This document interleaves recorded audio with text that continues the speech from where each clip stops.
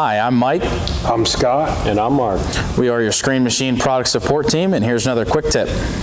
Now that you've got your belt stretched out, the last thing you want to do is put your hoses on. So what you'll do is you put your hoses back here, you'll put your keepers back onto the side of your conveyor, you'll hook them back up to your motor. Now at this point, you'll want to go ahead and start your machine and turn this belt on, or you'll turn all the belts on, to track this belt. So what you want to do is make sure this gap here and the gap on the other side are pretty close together. Go ahead and start it. If the machine, the belt is running heavy off to one side or the other, let's say if it's running to this side, what you want to do is use this take up here, this is how you track the belt, to push it back over. So you'll screw this out to push this back up a little bit, which will force the belt that way. You'll do the same thing to that side if you needed to come this way.